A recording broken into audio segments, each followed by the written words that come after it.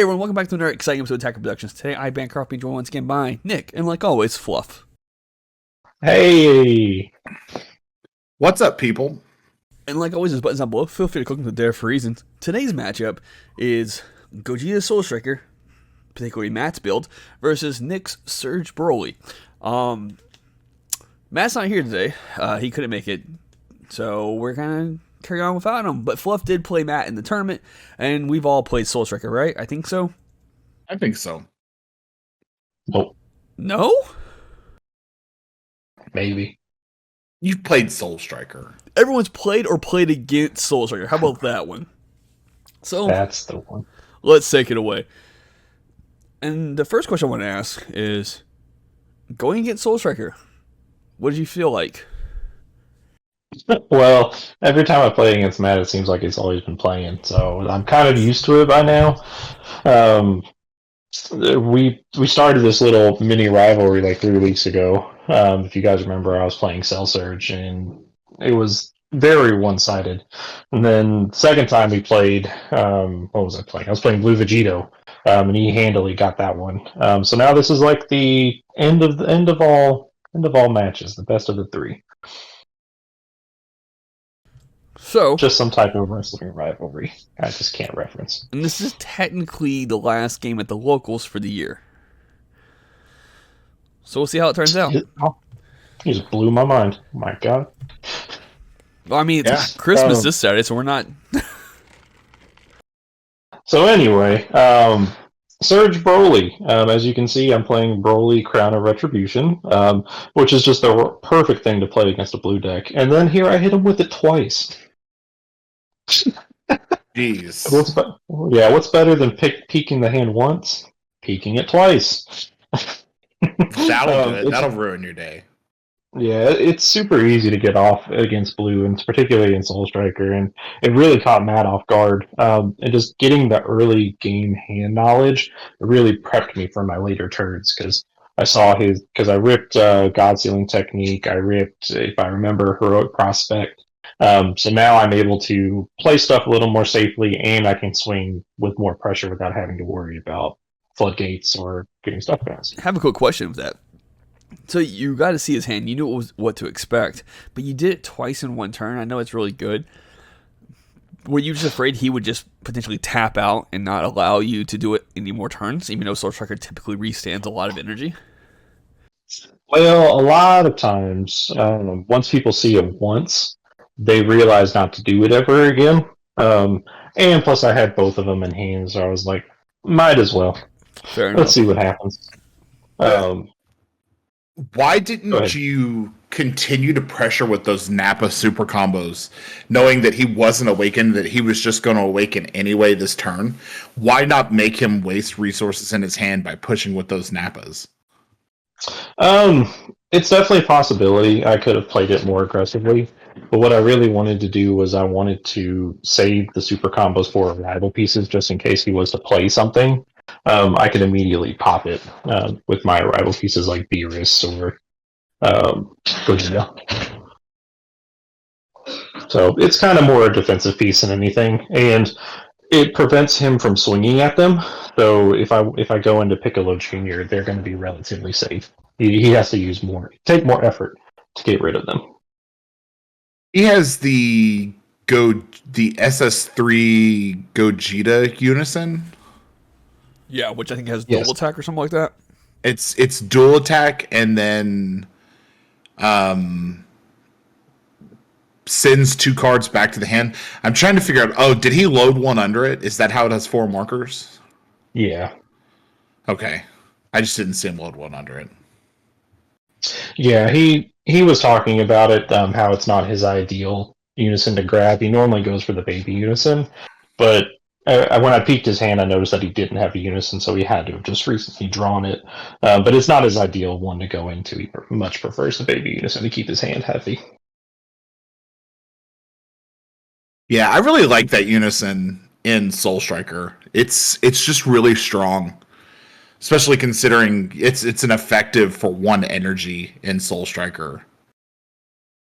And like, Oh, absolutely. even in this space, he's got to be happy with you wasting your swings into that unison instead of swinging at you and making him waste cards in his hand. Like that's got to feel really good, especially considering you hit the God Sealing Trunks in his hand. Yeah, and I knew he had a second one, so it was kind of more of a bait. As you can see, tried to rival the Broly, but he took it away. But the good thing about my Awakened Surge is I can awaken whenever I want to, so theoretically I could restand, which I do now, just so I can go into it one more time. But, and yeah, if I remember correctly, I think I do. I mean, you are at 4 life, and I know you tend there. Yeah, there we go. Eradicator. Piccolo. Yeah. So yeah, that was the main reason why I did it. I baited it so I could keep Eradicator out, so he wouldn't bounce that one back to hand. Because that's my big boy. That's my main piece of the whole deck. It's my draw engine. It's burn damage. It's double strike. It goes really tall whenever I want it to. It's definitely the playmaker. Like it's definitely the big key to the deck. Quick question: can Champa Beers give itself double strike? No, it has to pick another card. Okay. So I was wondering, like, because it's only one to rival that one, if correct. Yeah. You could have paid one to potentially him bait it, because I think he would have anyways, instead of you potentially giving that one drop double strike, and then you would have had 3 energy. Yeah. Yeah, it could have. But in this case, I like to use the Champa Beers for more removal. So I'd rather them see play. But in this case, it was more or less a dead card since he was kind of low on playing battle cards. Because I was trying to semi keep his hand low while making my swings count. Kind of semi resource denial, but not really. But then he plays the Murichim, and I think when he activates it, he misses. I think he hits a unison on top of my board, so saves me a little bit of heartache. And technically, you're at 3 life. I think the Broly could pop it if you wanted to. Yeah, Oh, go ahead. I was just going to say that Matt probably sequenced a little incorrectly there, putting the Brawly player at 3 instead of using that Murray-Chem to clear out some of the dangerous resources on the field, like swinging into that Piccolo or swinging into the 2 Nappa super combos, getting those off the field, as opposed to trying to like pressure the leader, because this is really the stage of the game where Surge Broly is going to excel. Yeah, whenever I'm at 3 life or less, it's usually my sweet spot. And in this case, I went down to the 1 life. Now I have like the fattest hand in the world. I think I have like 12 cards in hand. So I have a lot of options of what I want to do. And unless he plays Baby, I'm pretty sure I'm going to win this turn just because my hand size is just so damn fat. And then here, I think he double beans, if I remember correctly. I can't remember.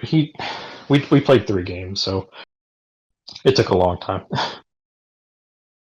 But I play a second Piccolo Jr. because I had it in my hand. Yeah, that's really scary for the Soul Striker player. And he doesn't have any negates in hand. This is just not a great spot to be. Yeah, my hand is super fat. I have enough pressure on board, and there's the baby hatch. I still activate the alliance to do the burn damage and to take the life, and I think I'm still sitting pretty enough with just the 1 life, just because I have enough defensive power, and I can always activate my surge ability to pop one of his cards. I imagine he's going to be going for a Gogeta play here to bottom deck your 2 Piccolos. That's just my imagined what he's going to do, but I could be wrong here. He could try to force out a negate so he can counter with that ape sitting in hand. But yeah, I think he goes into Gogeta. Yeah. Yep. So this is where he takes a little bit of time. He takes a little bit to decide on what he wants to bottom deck. Honestly, I would pick both Piccolos because Piccolos are the main pieces of where all the damage is coming from. So he hits 1, and I believe he hits my super combo. I would go for the super combo. Super combo 1, the Piccolo is what I would have done, because it's a piece that you could combo with. You're in a rival based deck, so like that just gives you extra like combo power. Yeah, you do have a fat hand, Yeah. but you're potentially having to use that hand in instead of the field resource. Yeah. And now at this point, since he's got the big swings on board, getting a little bit worried, but I still have enough in my hand. So unless he decides to combo the world out, I'm still feeling relatively safe. Yeah, I think I would have gone for both of the Piccolos just because the sheer size of your hand. There's no way that you don't have a way to arrival some answer out onto the field. Yeah, and especially since I have 2 open energy, it's Yeah. it's scary. And you still have both your cards under leader. Like, you're not going anywhere this turn, and I would want to turn off as much of your aggression as possible. Whereas Matt is going down to, he's got 4 cards in hand, which you gotta love to see that as the Surge Brawly player. I mean, you're beating his hand by a factor of 4, I think. Yeah, his draw power was relatively low from not seeing that baby unison, because that's one of his major draw pieces to the deck. Where mine, I was able to see 2 of mine with both my Piccolos. And in this case, if you guys remember a little bit earlier, I did try to arrival the Surge Broly, not the Surge Broly, the Arrival Broly Tragedy Foretold. Just a little spoilers. That's what I'm thinking about in this turn. Is how am I going to get that card out? I do need a green energy to arrival that, and I only have 1, and it's tapped right now. So the only way I could theoretically get it out is by comboing a Goten and doing it that way. But in this case, I want to defend myself because I want to wait to see what battle card he wants to swing with, because the Tragedy Foretold does ignore barrier. So if I'm able to hit that, I can lower his Murichim to where it's not a threat, and I can lower the Gogeta as well to where he has to combo more if he wants to swing with it. So that's where I'm thinking about right now is how can I get that off. And here's the Goten. And it's always kind of scary when I combo with Goten because I have to count how many dormant legends that I have in just everywhere. Because I see him in hand every now and then. I see him charged, so it's always scary. And I think that was my last one. So luckily enough, I was able to hit it and combo in Arrival and hit both of those guys. So stop his myriad of attacks after this. And then all I have to do is just out combo and I'm good. Yeah. Which you've got to go up to, what, 45 here? Yeah. Which is still a pretty tall order. But you are able to get the negs on the Murichim and the Gogeta. So, is that neg for turn or for battle? Until the end of the opponent's turn. Okay. So normally you would want to do it on offense than defense, because it's the end of the opponent's turn. So when you pass turn and go to the opponent, their card is still negged. But it helps in this scenario too, especially just ignoring barrier, because the Murichim would have hurt. Because I think he did hit. No, he did not hit a. I can't remember in this time if he activated and hit it or not.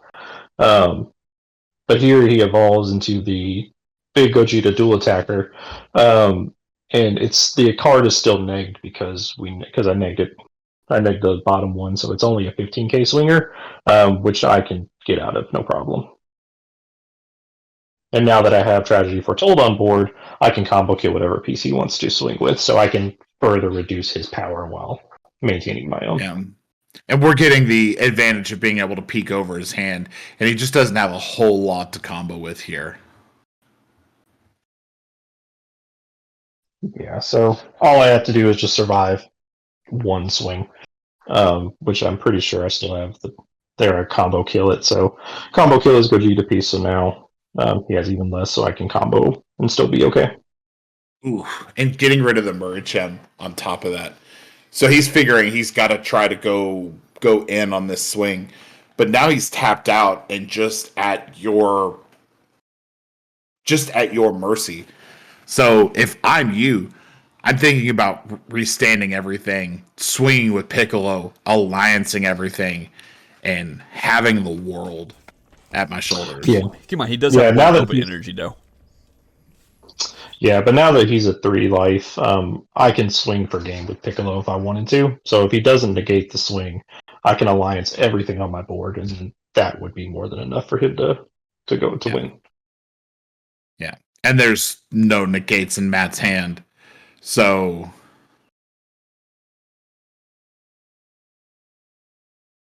but looks like you're playing it a little reservedly. Well, I do play it a little reserved from time to time, but since I had enough in hand, I was able to just go into another one. I think the 8 drops auto. I might be wrong on this one. It bounces to what? It bounces Hand. cards, but you put one in the drop, so 1 drop, 1 hand. Yeah. Yeah. So Yeah. I got to play against Matt's Soul Striker deck, and like blue, it's very resilient and it's very resource controlled. But I think the real turning point in that game was your turn 1 hitting 2 Crown of Retributions, or your turn 2. Like he just didn't climb back from that. Yeah, and that was the only time I was able to capitalize. Like, if I didn't do it then, and I only did it once, then I couldn't do it again. So that means I hope you enjoyed today's matchup. I want to point out real quick, even though Nick didn't win this round, this was best 2 out of 3, and Matt ended up taking, I think, the overall game, though, from you. It happens. I'd rather not talk about it. Well, that means I think your opportunity, and keep minus buttons down below and on the screen while Fluff does the outro. Man, what a good game. Thoroughly enjoyed that one. As always, read your cards, know your plays. Let us make the mistakes so that you don't have to, and as always, Fluff out.